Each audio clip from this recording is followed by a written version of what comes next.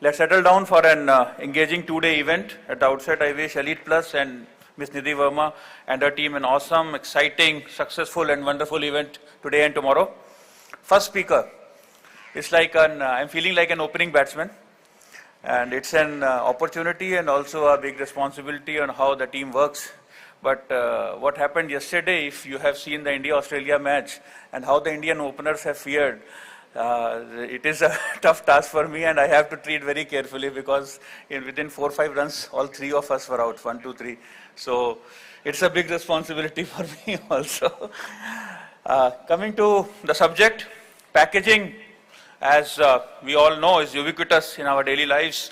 It enables, in this food-starved world, it gives it leads to minimization of food wastage. It's a major component of the e-business model that has come up very recently in very strong terms, avoids product breakage, it offers advanced convenience features, and it is a major component of what we know as, in inverted commas, standard of living, the improved standard of living. Wherever we see the improved standards of living, therein our this packaging industry and plastic packaging industry comes into picture. Over the past decade, the global packaging industry has enjoyed very strong growth, and it is driven by shift in choices of the people. It has expanded new areas where plastics can be used. And plastics is a material that is used extensively in packaging. Others are there, wood is there, glass is there, other things are there, but there are inherent advantages there in the plastics. It is all known to you, so I don't want to repeat them. Paper again is hurting the nature, hurting the Mother Earth. How the plastics are growing, it is very well known that packaging is almost 36-37% of whatever plastics are being used. So that is why it is creating so much of buzz all around the world. And the value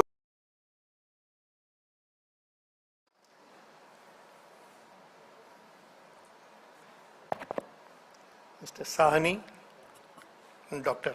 R.S. Sodhi, captains of the industry or captains from all sections of the industry present here, ladies and gentlemen, good morning, namaskar, and once again a very warm welcome to this gathering. I have been suggested to speak on opportunities for rigid packaging in the current scenario. So I'll begin with the second part of my topic today. So let me pick up some of the points from current scenario. If we look at the state of Indian economy, whether it will grow at 6.1% or 6.3% or 6.5%, we know well that we are growing fastest among major economies in the world. So that is one point to take note of. Second, we know well that there is strong emphasis on infrastructure and capex and stress on building manufacturing capability of the country. That I would suggest we pick up as the second point to take note of. Third, we have proven digital infrastructure which is world class in all aspects. Its performance has been proven and demonstrated. The deep penetration the digital infrastructure has reached in the country in terms of the success of direct benefit transfer schemes or ubiquitous UPI interface, we now have a world-class digital infrastructure in the country. After this, I come to petrochemicals. We know that we intend to stress on manufacturing capability, and we intend to take manufacturing sector contribution to GDP to 25%, and petrochemical industry will also grow in pace with that. And if petrochemical industry grows at pace with that, then petrochemical industry will also grow with a CAGR of over 14 to 15%. That is another point to take note of. And in line with the same point, I also take note that... Good morning to all the industry captains from Dudwala. Har saal, whenever any conference Nidhi is organizing, actually Nidhi ji has segmented 3-4 में, कभी flexible packaging बोलते हैं, कभी moulding रोटो बोलते हैं, कभी injection बोलते हैं, कभी विनाइल, पर हमारे दूध वालों के लिए सिर्फ और कस्टमर प्लास्टिक ही है. But I love to come whenever she is organizing because looking to her passion, persuasiveness and enthusiasm, you can't say no. So now standing before you, I am representing 2 main stakeholders to your industry. एक तो no doubt, I represent a industry which is one of the biggest customer of plastic packaging, चाहे वो flexible हो, चाहे rigid हो, और कोई और type की भी हो सकती है. And the second, you may not be aware and you are not claiming, you are not getting the credibility that how plastic has contributed in enhancing the livelihood of 90 million dairy farmers or 100 million farmers. I'm going to tell you.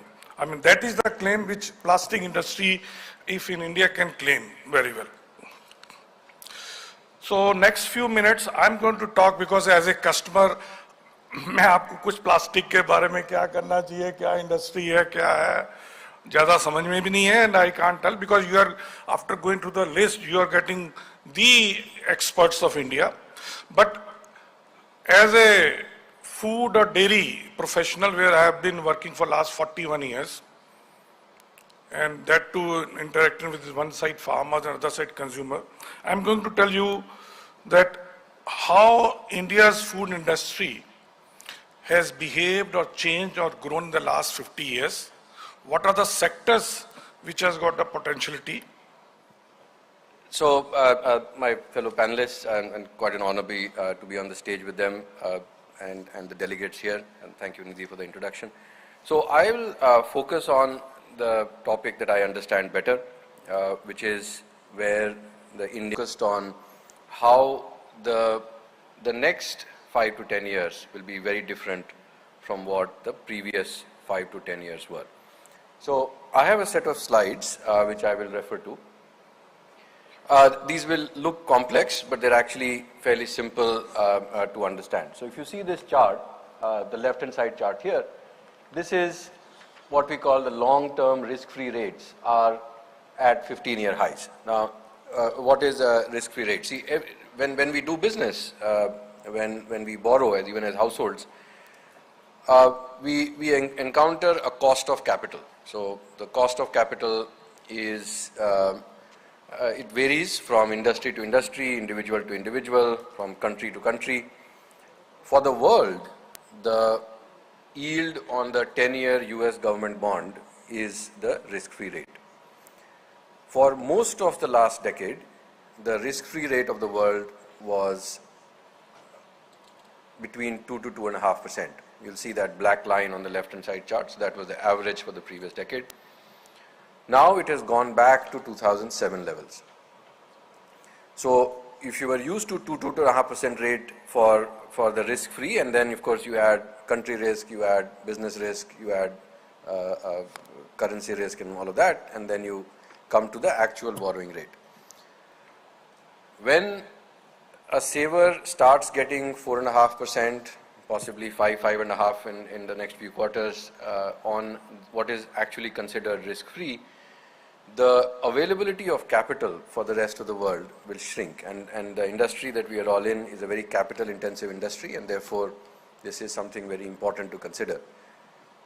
Some of the best steel companies in India are now effectively shut out of the dollar bond market. So if they want to get capital from